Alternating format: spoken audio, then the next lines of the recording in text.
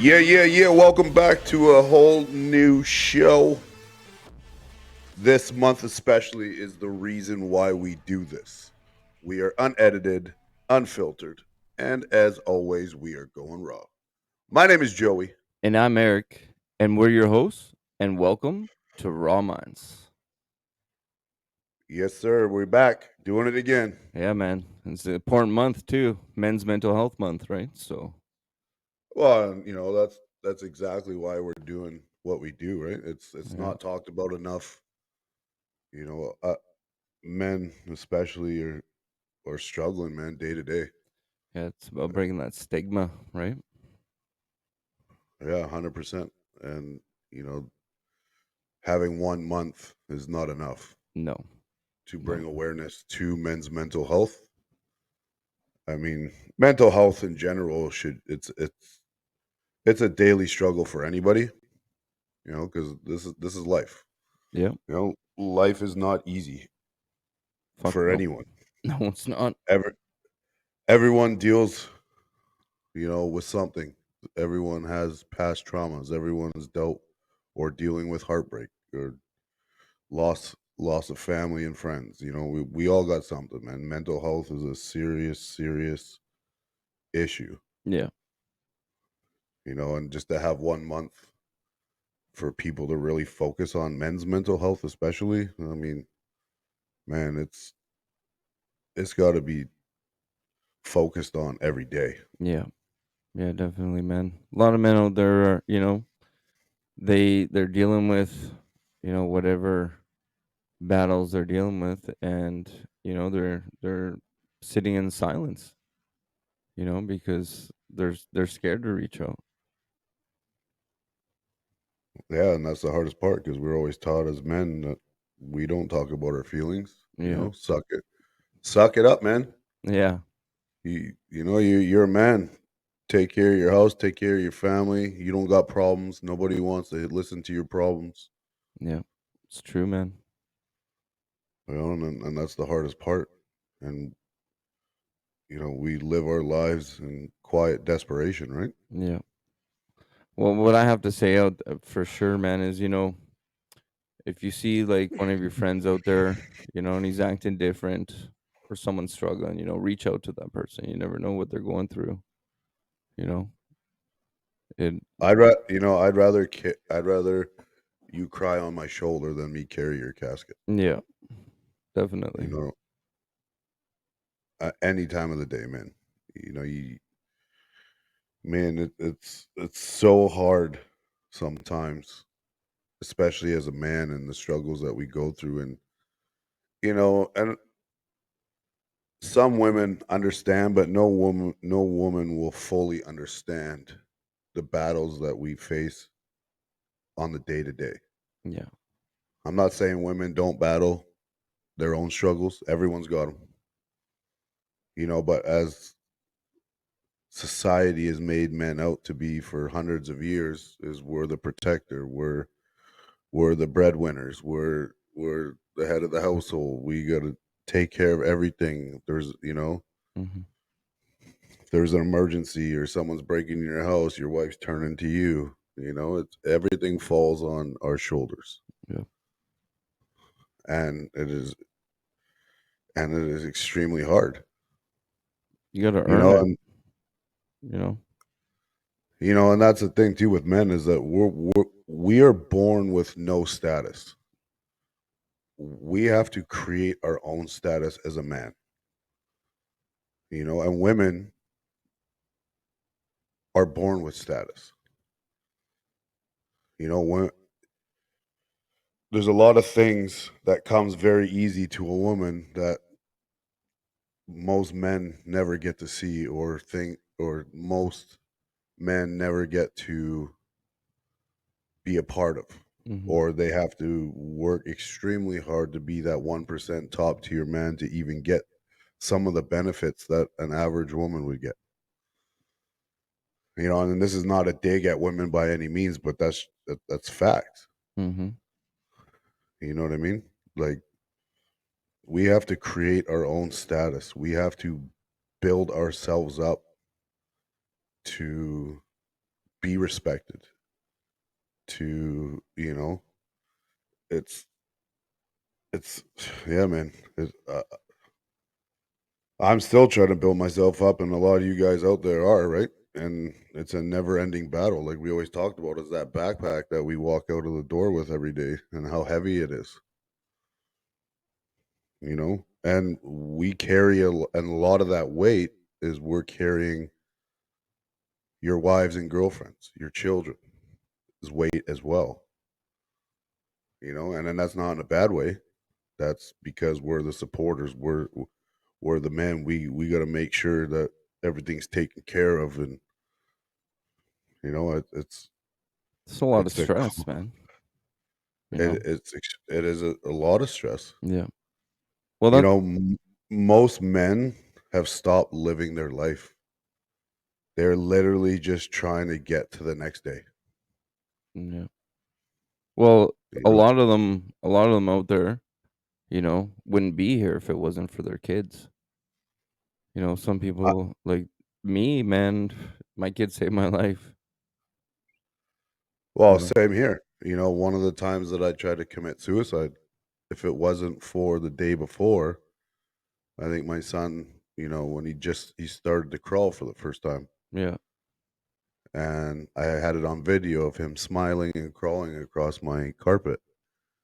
And the next day, I tried to end my life, and if it wasn't for that video and my son, I wouldn't be sitting here today. So, us as men, you know, have reason to be here,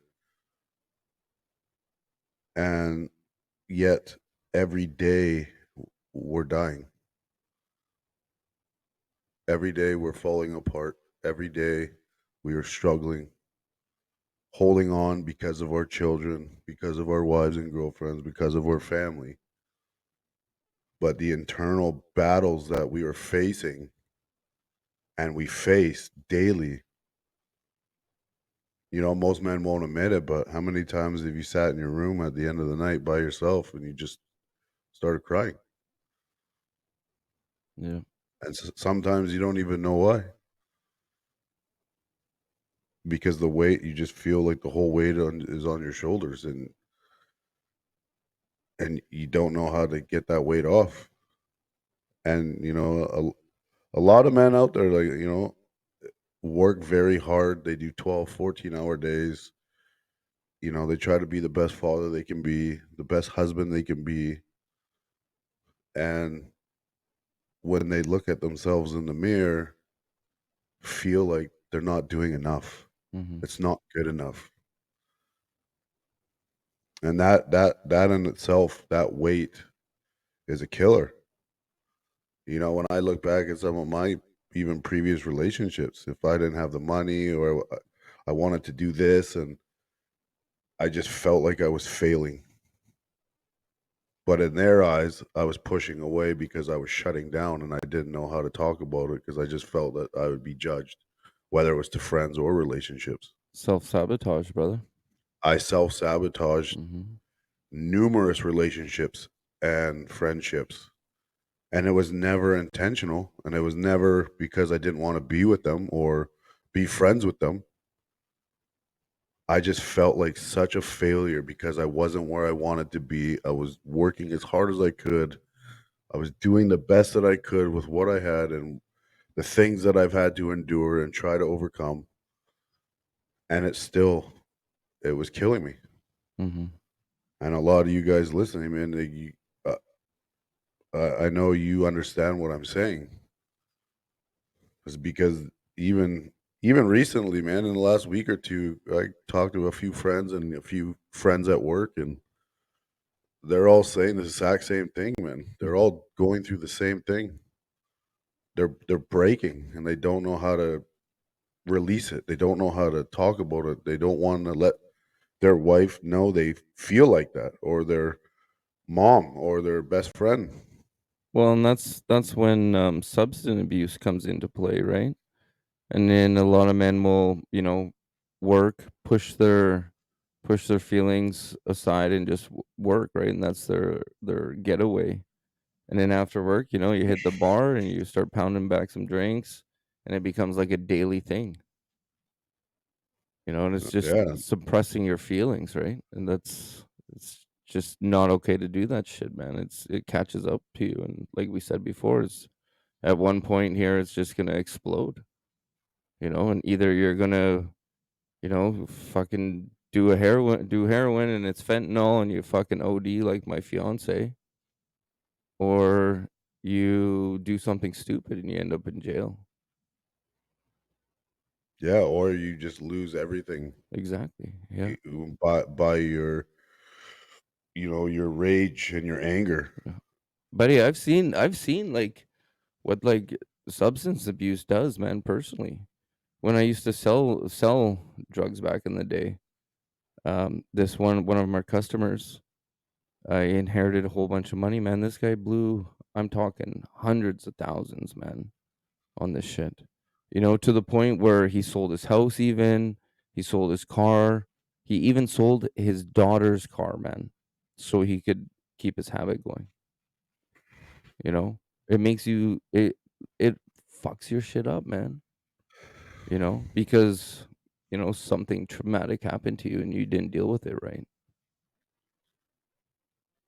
It's sad. You know, you know, of all people, like I and yourself, we sympathize with depression Yeah. and suicide attempts and suicidal thoughts. But I understand why some people go to the drugs because and the drinking Yeah. and whatever the addiction might be, gambling or whatever it Yeah. is because it numbs that pain for that day. Yeah. Most people that are on drugs and that drink every day, they don't want to. They wish they could stop and they can't. Yeah. And it takes over their life, like everybody knows, but they do it because it helps them sleep and get through another day. Yeah. It helps them numb the thoughts that they have in their head. Yeah. Man, moral of the story, deal with your fucking shit, deal with it, because you don't want to end up like that, you know? As hard as it is, what's harder? Going through rough times and like stealing for money and selling your family's shit, or getting a job and seeing a counselor talking about all your stuff. What's more harder, man? I would say living the shit life, man. You know. But like on another note, we got something special for you guys here. Um, we got a couple more letters. We got a bunch of letters actually. We've just been slacking on bringing them up, but so we're gonna.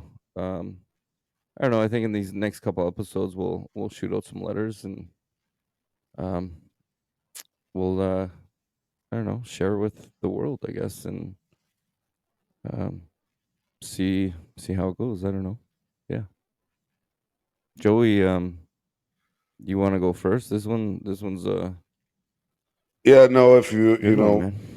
at the end, at the end of every episode, we always encourage you guys to reach out, talk to us, email us, whatever. We're here to talk. We're we're we're not doctors, man. We're not psychiatrists. We're counselors, but the life that we've lived and the horror and trauma and abuse that we've endured, you know, um, puts us in the seats we're in today. Yeah, And we're here to at least try to be that crying shoulder for you and just be there to maybe even just to give you pointers on how to get through some of the things that we've had to get through. mm-hmm. And that's why we do what we do. And you know through this whole process of us, doing the show and the amount of time we've been doing it now. We've had a lot of people reach out to us who have been suicidal, who tried to commit suicide. I think one we had was 5 times, Yeah, and now is doing way better. Like we're just two people that give a shit. pretty much, That's all man. we. We're That's paying all it we are. forward. We're just two people that Yeah. genuinely care about other people. Paying That it being said, forward. that being said, is like I said, we had a lot of people that write into the show, and we don't really read, the letters that we get out loud.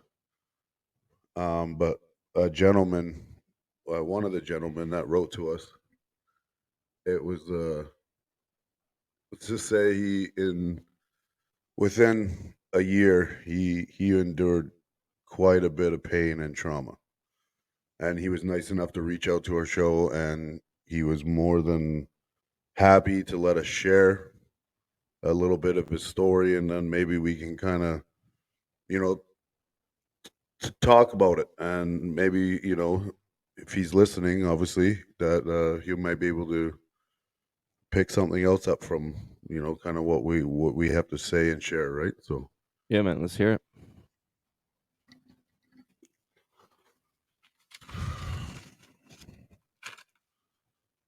I hope that this email finds you well.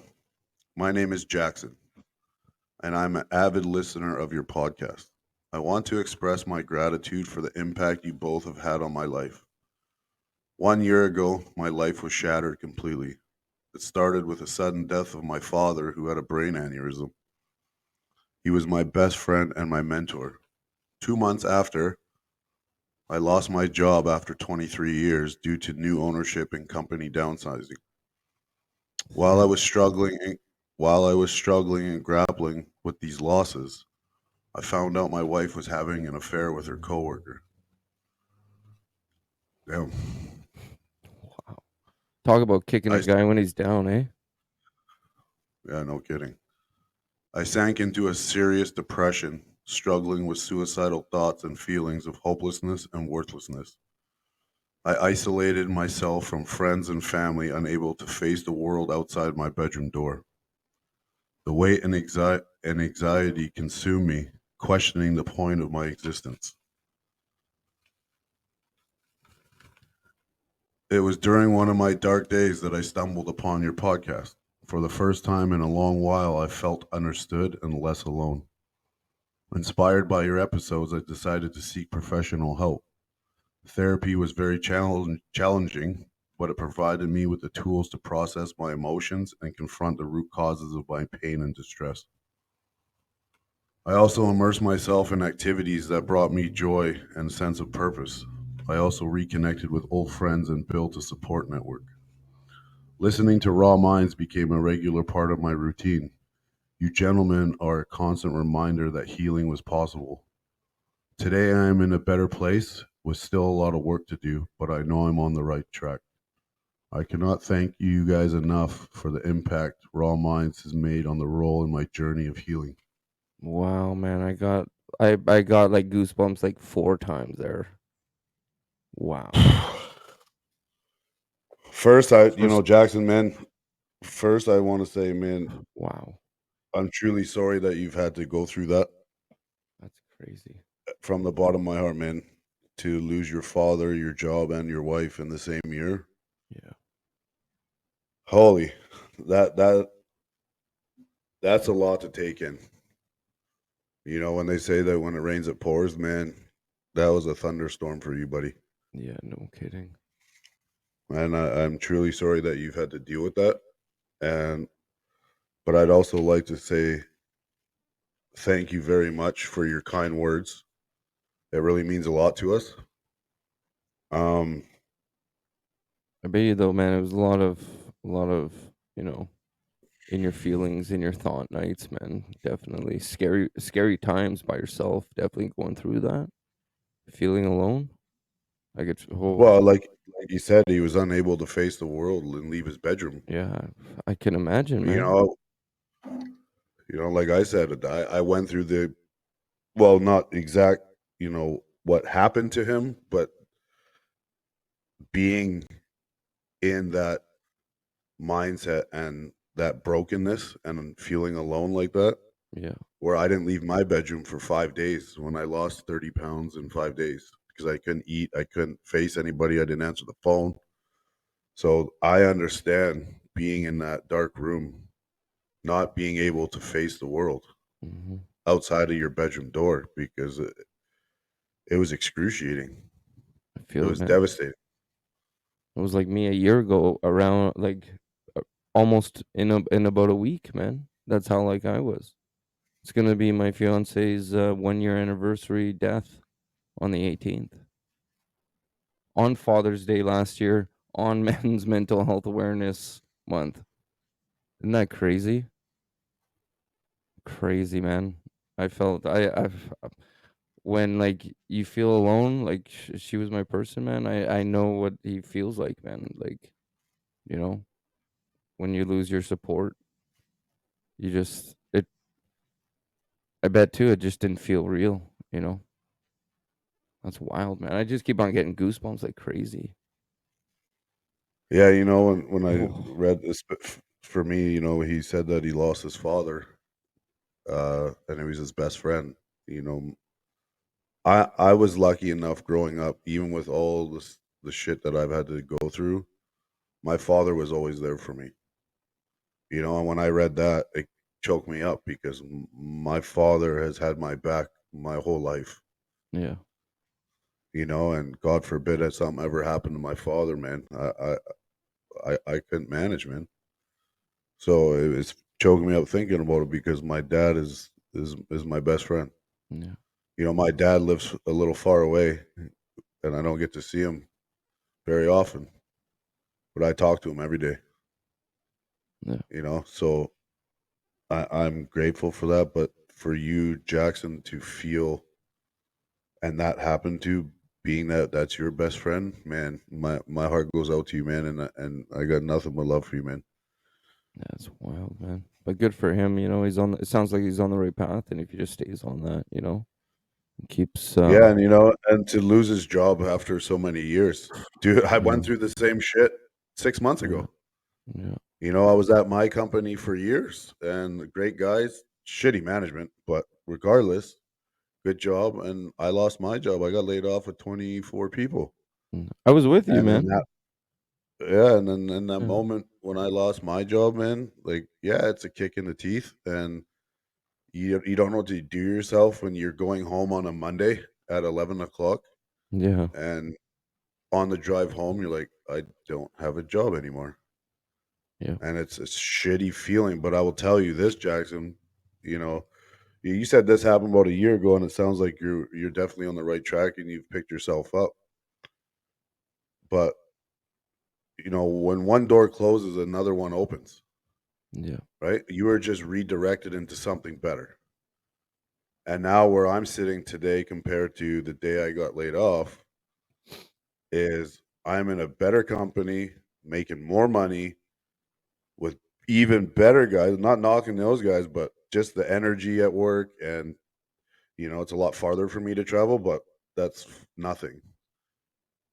And I wouldn't be here in this position if it wasn't for that because we always seem to fail. We always fail to see the positives in these negatives when these things happen because you're so focused on that what's happened. You're not seeing the possibilities that's going to come out of that and the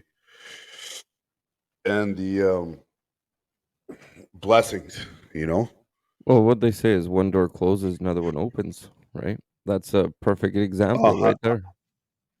yeah, you weren't rejected, you were redirected. Exactly, man. You're leveling up, man. and, Both of us and got that great even and jobs. that even goes and that even goes with him and finding out his wife had an affair.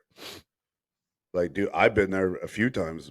Dude, it's the most painful, heartbreaking thing. One of the most that you can go through is when the person that you loved or and wanted to spend the rest of your life with is now messing around, in his case, the coworker Mhm. or anybody, it doesn't matter. It's the same. It's it's cheating. And that pain is devastating. Like one of my best high school friends, his wife found his wife with somebody else and he hung himself in his closet Yeah. because he couldn't endure that pain. He couldn't handle it. It's hard, man. And like I said before, I understand it. I understand sitting on that edge, man. I understand it. You just want it to stop. I get it. But I mean, you got to think about it. It will affect everything around you. It's a ripple effect. You have people, family that care about you, friends. But I understand it, man. I understand that. Um, But that's the thing too with like heartbreak, especially is a lot of people, and I probably even said it, like that was the love of my life, and yeah, that's the one I'm supposed to be with. Well, no, it's not. Otherwise, you'd be with them. But when you're in that pain, you think that's what it is because of the stories that you're telling yourself after the breakup. But they're not who you think they are, and they've proven it, yeah. right? Because the best version of you will never be good enough for the wrong person. Well, let me say And this, the man. worst, Oh, sorry. I didn't know. Keep on going. oh, it's all good, buddy. I was just gonna say, put this in perspective. A little saying here. So, um, say a venomous snake comes over and he bites you, and then starts, slithering away.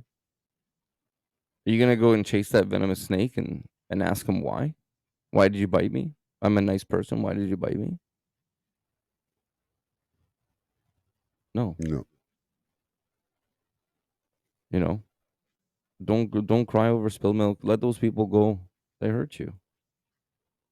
You're not gonna chase after a snake after it bites you and say why. You know. So why would you chase after a person? The same thing. Well, and that's the thing is, that in itself should be the biggest turnoff is somebody that doesn't want to be with you. Exactly, man. And Peace everyone out. wants closure and everybody wants, explanations. But if somebody doesn't want to be with you and does this, that for one proves that they don't love you because they wouldn't have done that if they did. Yeah, Period. I don't care what anyone fucking says. definitely. But if somebody doesn't choose you or want to be with you, that should be the biggest turnoff, period.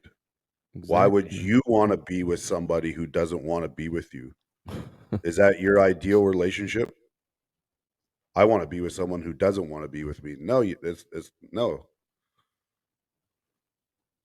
No, don't. Just like I said,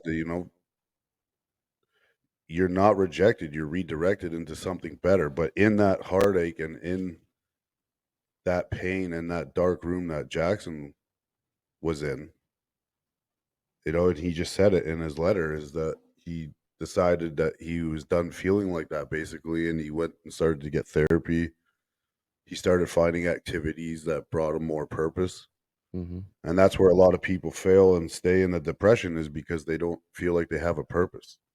Us men that struggle and carry that weight every day, we have reasons to be here and reasons to work hard. But where's your purpose? What are you doing that fulfills you? What are you doing that makes you elevate in your life, that makes you become the best version of yourself? Yeah. And that's when a lot of us just don't know. They're trying. I talked to a guy at work the other day, he's a great guy. And he's like, I'm really trying to find something because I'm really struggling in life because he doesn't have a purpose. And he's like, I don't even know where to look. I'm like, dude, you just gotta try different things, man. Like look, find something that you never even thought you would enjoy you without even turning it away. Just do it. Yeah, man. Try it. Yeah. You never Well, know people get until you try, clouded, right? right? People just get Oh, clouded. for sure. Yeah. Try to find something related to something that you enjoy doing. Something. Yeah.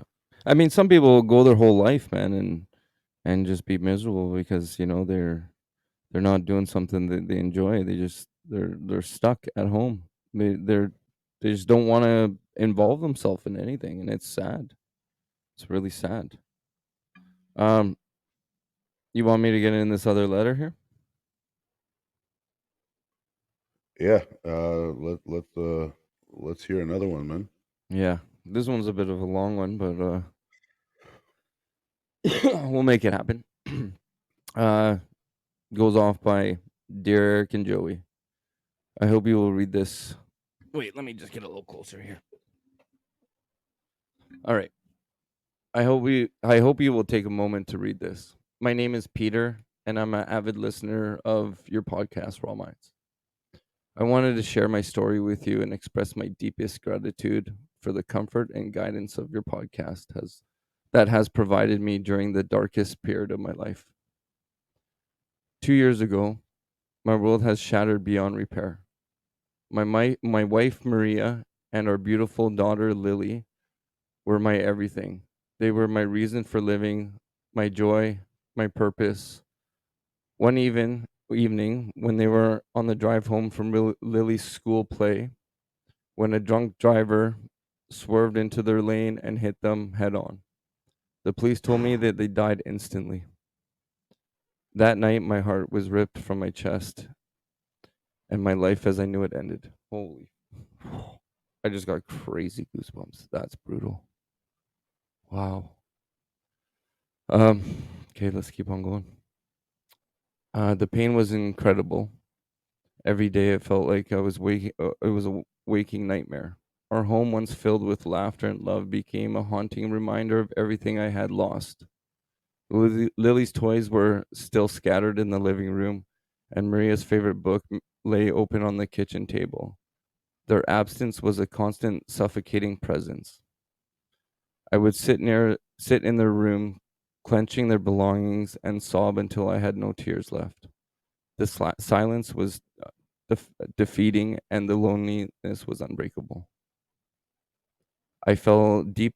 I fell into deep depression. I couldn't sleep. I couldn't eat. I stopped going to work. I pushed away anyone who tried to help. I was drowning in grief. I saw no way out. Nights were the worst.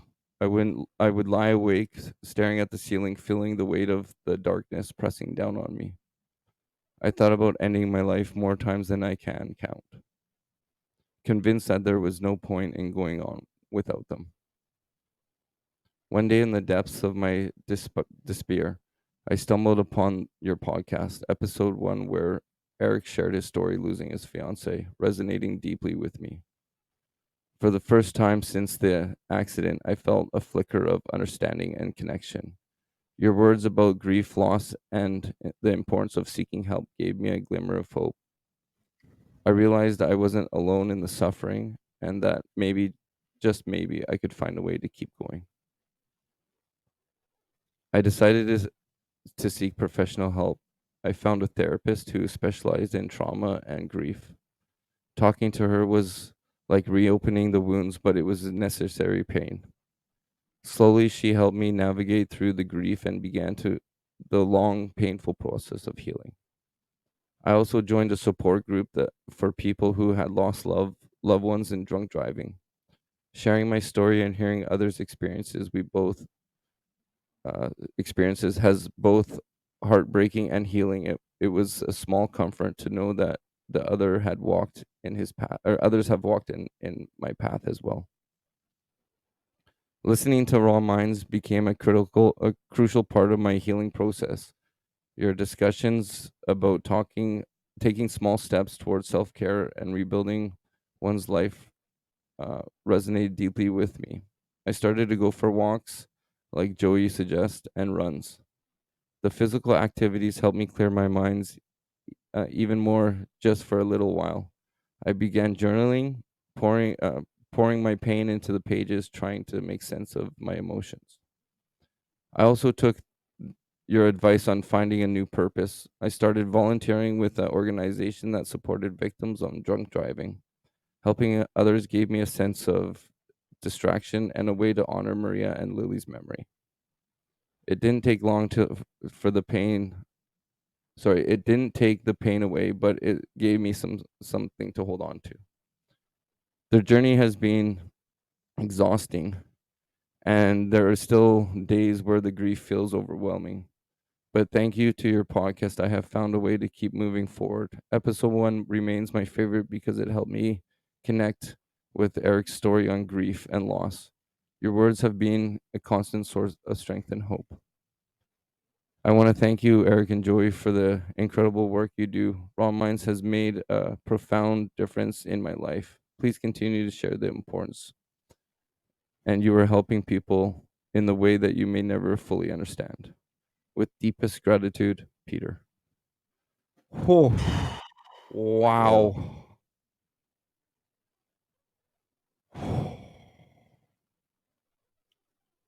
you know That what? was holy shit.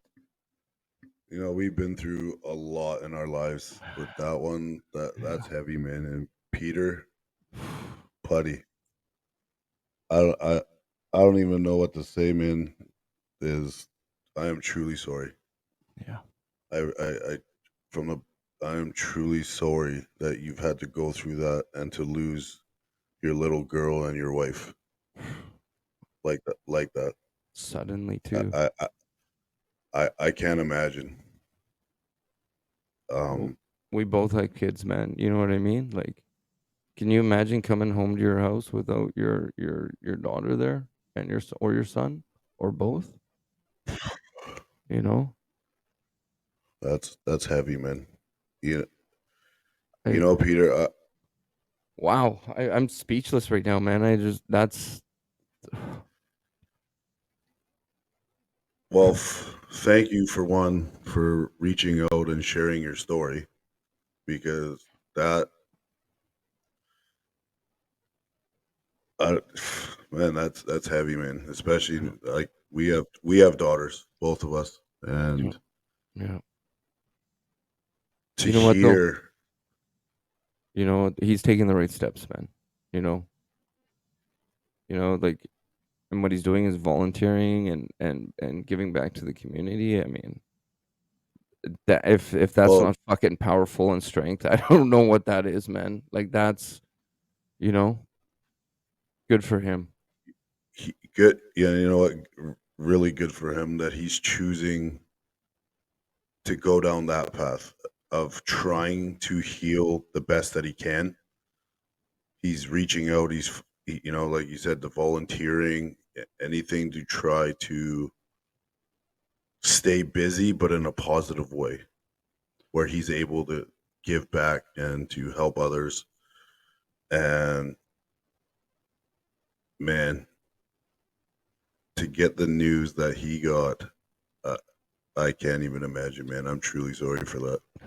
You know that like I know it's not the same, but well, I'm getting emotional right now. That reminds me when my daughter, she was 2 years old and she got viciously mauled by a dog, and I got the phone call and she had to get 400 stitches in her face from her forehead all the way down her chin. I was driving home. This is when I owned my own company at the time, and I had a worker with me, and I get the phone call from my kid's mom. She said there was an accident, and I was like, with Kinley?" I'm like, "What do you mean?" And she's like, "She got bit by a dog." I'm like, "What do you mean? Like, how is it?" And she's like, I'm not too sure. I'll let you know," because she left my daughter at her best friend's mom's house, um, to so her mom could or so she could watch my daughter while her mom could go grocery shopping. And then she calls me back frantic. She's like, it's bad. Come to the hospital." So I ripped right to the hospital. I parked right in the middle of the street, right in front. Like I didn't give a shit. And I ran in and I saw her, my kid's mom, and she was pretty much kneeling on the ground outside of the hospital on, on the sidewalk, just screaming. And I ran into the hospital and I just saw my daughter on the, the, the bed there. Um, They were holding her face. The doctor asked me if I wanted to see it. I said yes, and he moved his hand, and you could pretty much see right inside of her mouth. Her whole face was pretty much split right open. So we were waiting for a hospital or an ambulance to pick us up to take her to Children's Hospital. And yeah, so the ambulance came. We followed the ambulance to the Children's Hospital, and I mean, we got so lucky. Man, we got so lucky, dude. We had like one of the best surgeons in the world. She was down here teaching a course for plastic surgery, and they they they asked her if she would do it, and she did. And there was 18 doctors in there because she was teaching the course, and they all watched. And she came out after, and she said those were the best stitches. I'm not bullshitting you. Like, I'm not blowing smoke up your ass. These are the best stitches I've ever done in my career. You will still see uh, the scar on your daughter's face, but as she grows, this it's gonna go back by her ear. And I'll tell you, man, that was a scary moment, you know. And the worst part of it is like you're sitting there, your daughter's got her face ripped right open, and she's laying there screaming for you, and you can't do nothing. You're helpless, you know. And that was hard, man. That was hard. Yeah, I mean, it's one of the hardest things is to see children like that. You know, my 3-year-old nephew passed away from cancer, and I watched him die for 6 months. Yeah. You know, and Peter here, like that, I I can't imagine, man. Like to lose your wife and your child in a car accident like that overnight, unexpected. You know, you go to work, you say I love you. You know, you bring your daughter to school, and then you get that phone call at the end of the night that they're gone. You never know, man. Like I can't even imagine. You know, with my nephew that passed away, as hard as that was, you know, at least it wasn't sudden. You know, and there was No. a possibility that he might not make it, Yeah. and so to witness and go through like what you went through, my nephew Peter especially, holy man, Yeah. and thank you again for sharing that story and reaching out to us. It was You know, powerful, that man. reminds me, you know, a while ago, I went to the gym with a friend of mine, you know, and I always kind of parked in the same spot for like 2 years. It's always the one or two spots in the same area is always open. But for some reason, that day, it was so busy that there was only one spot left. And across from my gym is a highway. So if you walk out my gym door, it's a highway, 6 lane. Hmm. And you can only turn into that plaza from one turn off the highway. And where I had to park that day was right in the very corner of the highway and that turn. So I was the first car, you know, when you turn, you would see my car first. Yeah, yeah, yeah. Now, I don't know if there's a reason why I was meant to park there that day, but I did, way up in the corner, right in the turnoff from the highway. It was about 7 o'clock at night in October, and I'm standing there and I'm talking to my buddy before we leave, and I turn my head, and a mother and a 4-year-old ran across the entire highway, no crosswalk, and a car hit the little girl, No, man. and I looked down, and the little girl was out, and I was 10 feet away. And I'm not a paramedic. I got level 3 first aid, so I know a little bit, but I'm by no means a paramedic. Um, but I got some pretty good first aid training, and I swear that if there is a whoever's up there put me in that parking spot that day, because when I turned around and that little girl was on the side of the highway, not conscious, her mom is screaming. The car stopped, and I ran over there. Before I even got there, my shirt was off. The little girl's face was red with blood, and I used my shirt to put under the little girl's head. And then while I'm looking, I have to, and a responder has to, whoever it is, I had to ask permission from the mother if I can check for other wounds and just, you know what I mean? Until an ambulance got there to see if she was bleeding anywhere else and take her boots off. But she On wasn't on responding. on yeah, okay. I was gonna ask that. Yeah. And she's laying in the cold. And it's the middle of October and it's freezing. And I have no shirt on. I'm covered in blood. The little girl's face covered in blood. She's not responding. I start giving her CPR. And there's about 5 or 6 people that walk by. They don't do a fucking thing. Yeah. And they're just standing there, walking, looking like most people. It's disgusting. Um, one lady got on the phone to call 911 because I'm yelling at her. I'm dealing with the screaming mother whose fault it was. I just didn't want to talk to that mom. I'm like, get away from me, but I had to make sure that I had her permission to make sure her daughter, anywhere else. I don't want any, you know what I mean? So I CPR the little girl. The one lady's trying to talk to the 911. She doesn't even know what to say. I took the phone back from her, so I got the phone in my ear like this. I'm helping this little girl. The mom's screaming in my ear. These people are just dumb walking by doing nothing. One gentleman ended up walking by, gave me the hoodie off his back, put it over the girl like a blanket so she wasn't cold. She came to, started crying. Awesome sign, right? The little girl Mhm. comes to, starts crying. Great. That's awesome. And she came to, I helped her. I tried to wipe all the blood off her, and the ambulance showed up, and the fire trucks and all that. You know how it is. They all show up, and it's funny is a guy that I went to high school with. I haven't seen in about 15 years. Drives by and pulls over, and he's like, "Hey, Joey." I'm like, "What's up, man?"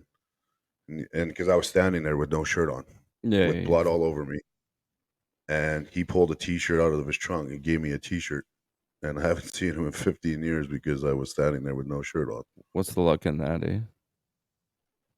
But the reason I'm telling this story, even though it wasn't my daughter, I had a 4-year-old at the time. She was 4, and as calm as I was to save that little girl, as the police come, and the weirdest thing is, as I'm standing there, it was like I was a ghost in a movie, and everyone walked through me. Oh, yeah. And because I was the one that attended, usually you're going to get a police statement. What did you see? This kind of stuff. And the driver of the car was just driving straight. It's a highway. Like he didn't do anything wrong. It was dark. The lady booked it across the highway. He was cooperative, etc. But when I was standing there and all these police and fire trucks and all that were dealing with, finally got the little girl on the stretcher. And the mom tried to run up and hug me. Thank you so much for. And I just told her, get the fuck in the ambulance. I don't even want to talk to you. You're a fucking disgrace. Why would you run across a fucking highway with a 4-year-old? This is No your fault. kidding, man. Fuck. So I didn't even give a shit about the mother. I'm like, you just get in the fucking ambulance and go. Don't even touch me. Mhm. But I was standing there, and the weirdest thing is not one person talked to me. Everybody walked through me. Yeah. Not one. And I'm standing there before I got that T-shirt from my old friend. I'm standing there in blood with no shirt on, and nobody said a word. Not one. They all put her in the ambulance. He took rushed to the hospital, etc. Everyone started to clear out. And I was completely calm, just trying to do my best in that situation. And the second that everybody left, and I went to my car and I sat in my car, I don't think I've cried that hard in years. And because I have a little girl, and just like the story that Peter just told about losing his daughter in a car accident and what happened with your daughter's face and the dog, man, like, that hit home and that hurt, man, like, I sat in my car right after that, and I cried for hours. I'm like, "That Oh, poor yeah. little girl," Well, not even and it that made me too. think Your trauma to you and and it what it does to you, man. and it made me think about my daughter, and I just broke, Yeah. and I called the boss, like like, that's how it was for me because just seeing that little girl, and someone actually videoed me helping her on the road doing the first aid, and I actually still have it. Yeah, For some reason, someone videotape instead of helping but someone, you know yeah, how it man, is? what the fuck? Somebody videotapes it instead of helps. Yeah. But That's the world we live in. I broke down after seeing that little girl, and I was calling the boss, "I'm not coming to work tomorrow," and I didn't, and I went the next day. I had to go to the police station because they offer free trauma counseling Yeah. when you see this, and I went and talked to somebody. I phoned the hospitals to find this little girl to make sure she's okay, but because I wasn't immediate family, they wouldn't tell me, so I didn't know, and, like, I phoned every hospital from here to fucking who knows. Just again, I couldn't sleep, I couldn't eat. I was actually so worried about this little girl. And a couple days or two, maybe 2 or 3 days later, whatever, it would end up being in the newspaper. And I guess a police officer gave the statement of the situation. And in the state, like on the news article, wasn't even what happened, which is the weirdest thing. They didn't even talk to me. They didn't talk to anybody. But it did say, because I wasn't able to get through to the hospitals to find out if that little girl was okay, is she that she had a broken leg, broken ribs, and stitches, and that she was gonna be fine. Probably a concussion too, fuck. Yeah, but I Thank mean, God, man. in Thank terms God. in terms of she was gonna make it, Fighter, man. She's a and fighter. I was dude, it was like this big weight lifted knowing that this little girl was gonna be okay, but it makes me Mhm. choked up thinking about, Peter losing his little girl and his wife in a car accident and you walking into a hospital to see your 2-year-old that got mauled in the face by a dog. Buddy, I can't imagine and just seeing what I seen with that little girl, man, and when you have kids and you have a daughter, man, that hits home hard. well, do you Hard. So remember that accident where the flatbed ran over a lady and her daughter at Stadium SkyTrain station? It was, like, I maybe think about, so. like, oh god, probably about 10 years ago. So, I was working at that job site where it's right on the corner there, and it was lunchtime, so everybody's, catch the elevator, come down. I was installing carpet actually at that time, helping a buddy. Come down, and as I walk out, this flatbed, dually flatbed truck comes around the corner and just runs this lady right over. She's pushing a buggy too, like a stroller.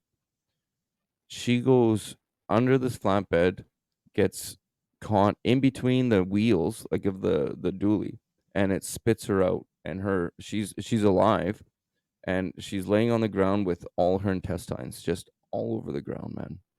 And she's screaming and screaming. And someone's like, "Oh, thank God she was just coming from Costco because Costco was just down the street there, and it's just vegetables in the stroller." So me being me, I go walk around. Wasn't vegetables in that stroller. There was a fucking baby. Everything that was on the ground, it wasn't tomatoes and shit. It was the baby's fucking insides. It was fucked.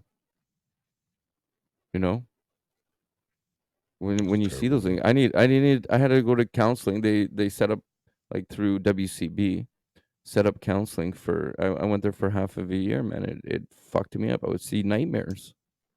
The lady wasn't screaming because she was in pain. She was screaming because she could see her baby on the ground, even though her shit was fucking sticking out. I think I don't know. I don't know how long she died, but I don't know how. I think she died. I'm not too sure. I didn't. Didn't look too far into that, to be honest with you. It was pretty traumatic, but I mean, she was screaming because her baby was there and couldn't do anything about And it. her adrenaline, right? She Yeah. she wasn't feeling her pain. Yeah. She was feeling different pain. Yeah, man. Crazy, buddy. But and that's that's the hardest parts of life is those things happening to people and even witnessing these things. It's like I said with the little girl that I seen get hit by a car and what happened with Peter here in the letter that he wrote us and all these things of life. Like life is not fair, No. but whatever it is that we go through in life, it's up to you on what you do with what has happened to you and or said to you or done to you going forward, right? And with what Peter went through, I especially I would be the exact same. I would feel like there's no reason to live anymore. Yeah, man. Like your wife and your child is gone Yeah. overnight, just like that. I know the feeling. And it is the worst pain of your life. Mhm. You don't know you don't even know how to function. Like your body's there, but you're not even close to being there. Zombie. You, That's how you it were a feels. zombie. Yeah. That's how I was. Your days go by and you don't even remember any hours of those days Mhm. because you're that broken. Yeah. You were that shattered. But when these things happen, and it's extremely hard to want to wake up the next day and you just want to take that pain away. Yeah, man. You would do anything to take that pain away. And that's why people go to drugs and the drinking because for an hour of a day, they might not feel any pain. It's And they'll true. take that hour over feeling and or they'll take that hour a day rather than not having at least 1 hour of not feeling pain and numbing that. Yeah. But Well, you have to keep fighting. You have to push through when these things happen. You have to because there are people that are still here that love you, that care about you, that need you here.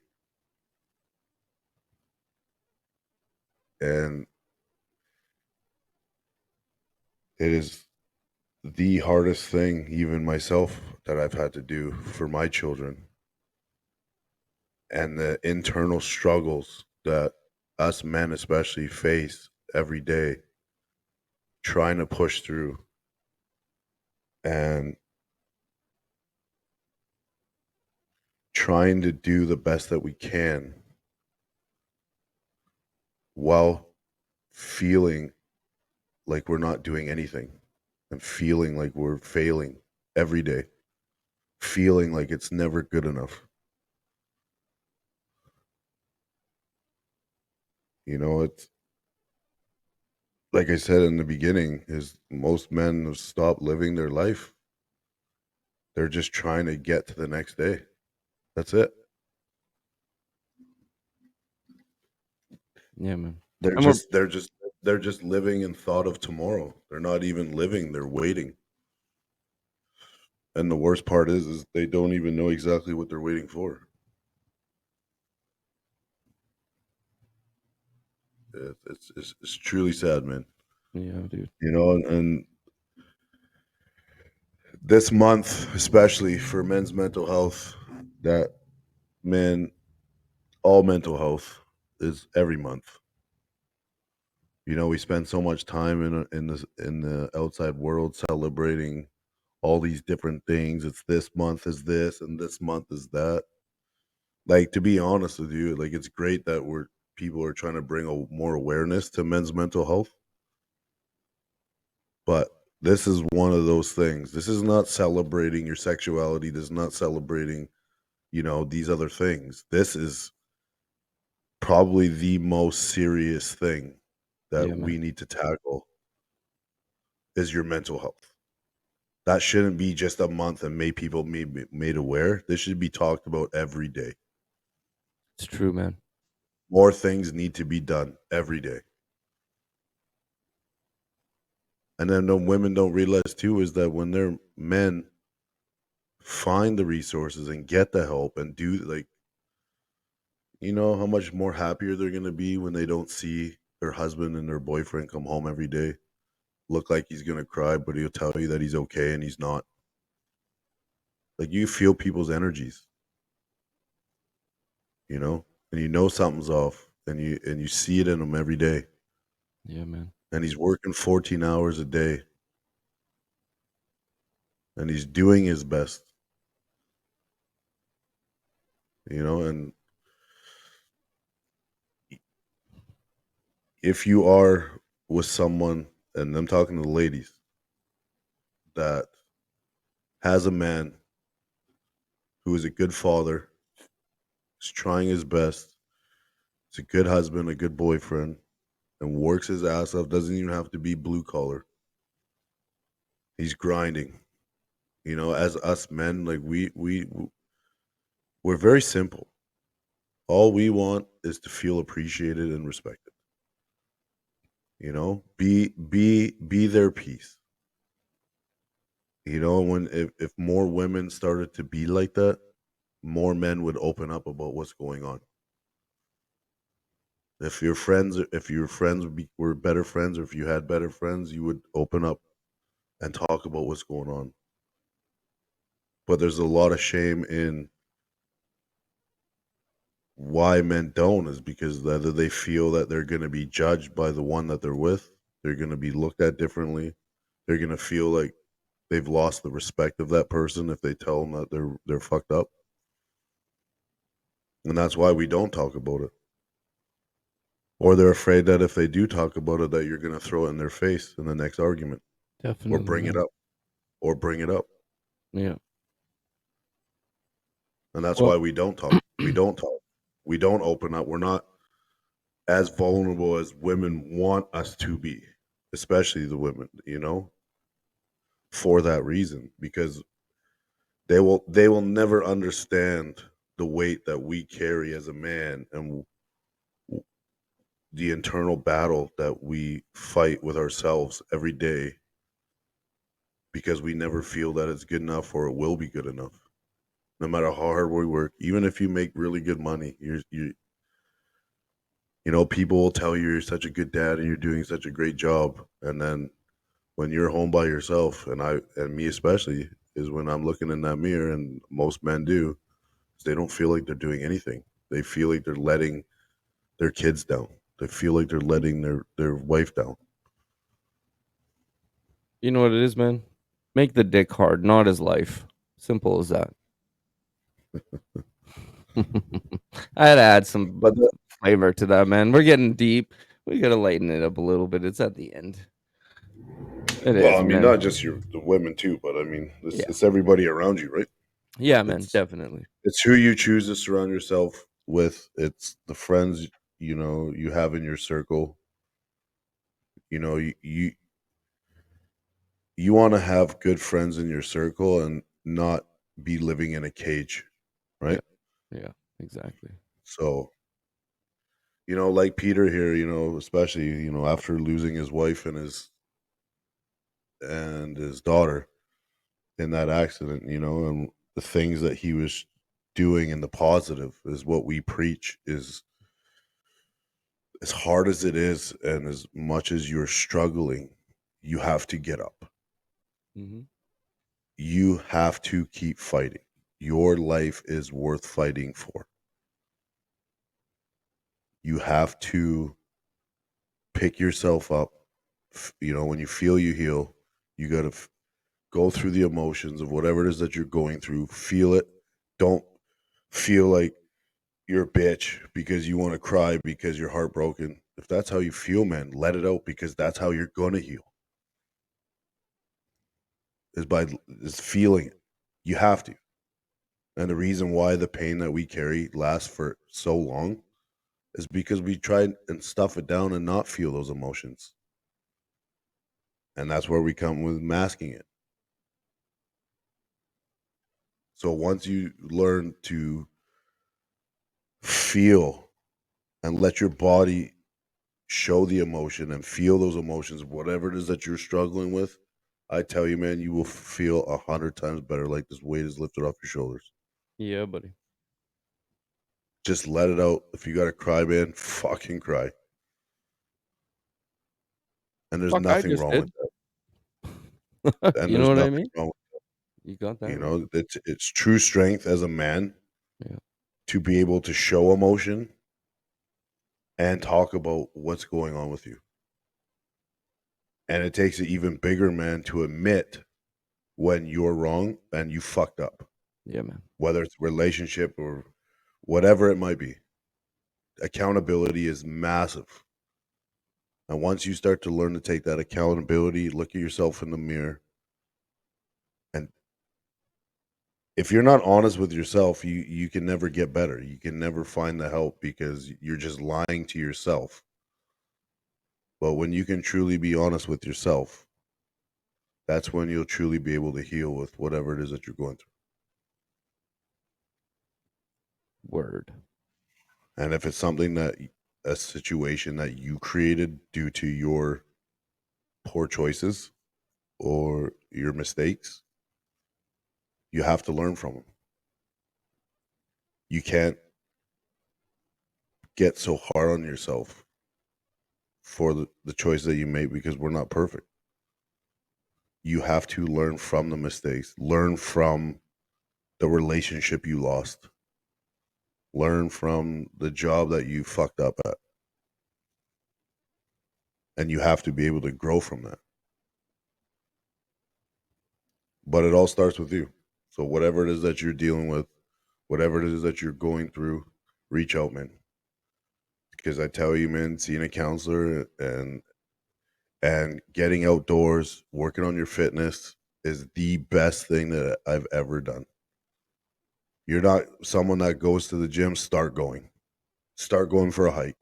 Start running. Start doing yoga. Something active. It is the most underrated antidepressant in the world is working out. Start getting out there. You feel so much better about yourself. You know, find a counselor that you feel comfortable with. And as hard as it is to open up about whatever it is that's happened to you or what you're dealing with, man, you have to. Because then you will learn how to not be triggered by those triggers. Or don't, and then feel like like shit all the time. If that's how you want, you know what I mean? What's easier, feeling good about yourself or feeling shit? It's simple. Feel good, right? Everybody wants to feel good. Do the right steps, make it happen, push forward, and just fucking be smart about your decisions that you make. Yeah. So, but that being said, man, it's well, we want to thank uh Jackson and Peter for writing into us. First of all, second, we really just want to say again, we are truly sorry that you've had to go through that, Yeah, man. and we really appreciate you reaching out, sharing your stories, and the fact that both of you are taking the right steps, finding some purpose back in your life. You know, we're proud of you, man. You guys keep that up, and if you guys ever need anything again, please reach back out to us. And for anyone that's new listening to the show, we are the podcast on men's mental health. You can find us on TikTok, Instagram, Facebook. Uh, and if you really just need to reach out, just like these gentlemen did tonight, rawmindspodcast@gmail.com. We will answer all and every message. And any time of the day. And if you're really having a hard time and you're alone and you don't know where to turn or you can't find resources in the town that you live in, and even if we don't live there, we will help you find them. So we want to thank Peter and Jackson again uh, for this, and our hearts go out to you and your recovery on your healing journey. And on that note, man, if you can't find good people, be good people. Yeah. Wow. Blown away with those letters. I'm still shocked. Rest in peace to Maria and Lily and your father there. Um, wow. Anyways, smarten the fuck up. Simple as that. Smarten up. Take care of your shit. And move forward. On that note, be good or be good at it. Bye.